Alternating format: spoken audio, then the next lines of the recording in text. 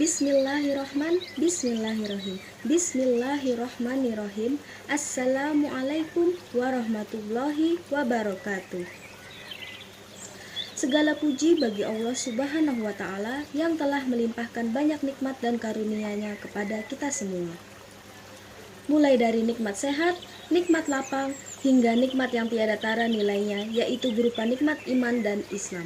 Semoga kita senantiasa diberi hidayah oleh Allah Subhanahu wa Ta'ala sehingga kita bisa mensyukuri semua nikmat yang Allah berikan kepada kita. Amin amin ya robbal alamin.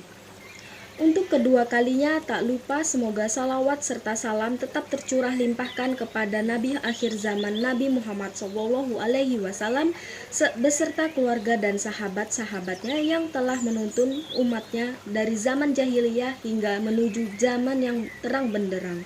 Pada kesempatan kali ini, izinkan saya yang akan menyampaikan ceramah singkat mengenai larangan penimbunan barang dalam jual beli. Ekonomi dalam Islam mengajarkan kita bahwa keadilan dan kebaikan adalah dasar tujuan kita untuk bermuamalah. Dalam melakukan kegiatan bermuamalah harus menghindari unsur yang mengundang kemudaratan dan kerusakan yang bisa membahayakan kehidupan manusia. Salah satu bentuk kemudaratan yang sering terjadi dan dilakukan oleh pedagang atau pengusaha adalah penimbunan, atau bisa disebut dengan ihtikar, yang dimana hal ini dapat merusak sistem tatanan perekonomian suatu negara dan mekanisme pasar, sehingga dapat menyebabkan kerugian di salah satu pihak, yaitu pembeli atau konsumen sebagai salah satu pelaku dalam kegiatan ekonomi. Penimbunan termasuk bagian dari perbuatan yang zalim. Perbuatan penimbunan ini sama halnya dengan praktik monopoli, di mana praktik ini menimbulkan barang menjadi langka sehingga memberikan tekanan yang sangat besar kepada pasar akibat jumlah permintaan meningkat melebihi barang yang tersedia di pasar.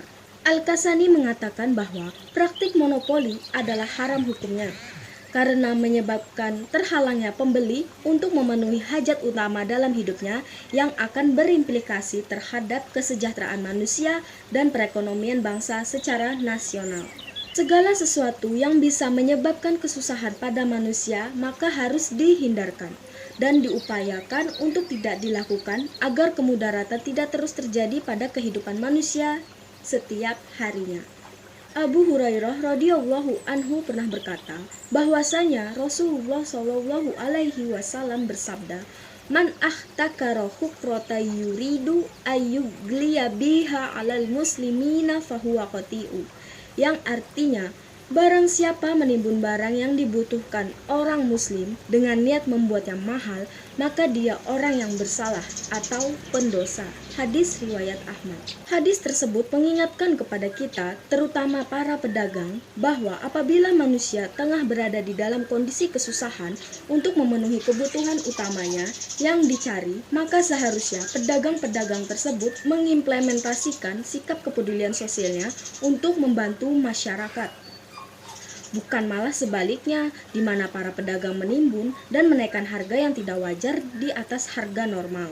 Allah Subhanahu wa Ta'ala telah mengingatkan kepada kita tentang bahaya-bahaya yang akan didapatkan oleh manusia ketika melakukan penimbunan.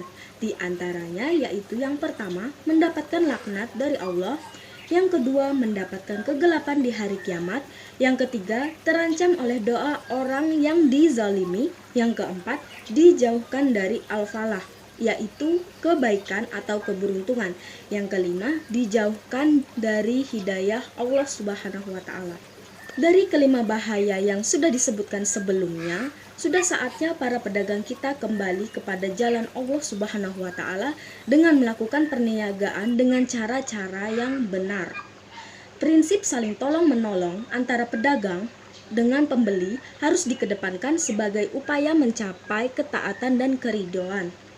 Keharusan perilaku tolong-menolong di masa-masa seperti ini sangat diperlukan dan sepatutnya hal tersebut dilakukan oleh para pedagang dengan jiwa sosial yang tinggi dan lebih mementingkan kepentingan umum di atas kepentingan pribadinya. Para pedagang inilah yang dikatakan sebagai pedagang yang sukses karena niat berdagang mereka adalah karena Allah Ta'ala. Mereka mementingkan untuk terciptanya kemaslahatan bagi manusia yang membutuhkan barang dagangnya. Mereka percaya bahwa keberkahan akan diberikan oleh Allah Subhanahu wa taala dengan melakukan perilaku mulia tersebut daripada harus menimbun barang sehingga dapat merusak harga yang ada dan sistem perekonomian negara tersebut. Baiklah, sekian sedikit penjelasan saya pada kesempatan ini. Semoga apa yang saya sampaikan ini bisa memberikan segudang manfaat bagi saudara-saudara sekalian. Semoga perilaku penimbunan ke depannya dapat berkurang dan Indonesia akan menjadi negara baldatun thayyibatun warabun ghafur dalam bidang perekonomiannya. Amin amin ya robbal alamin. Akhirul kalam, Assalamualaikum warahmatullahi wabarakatuh.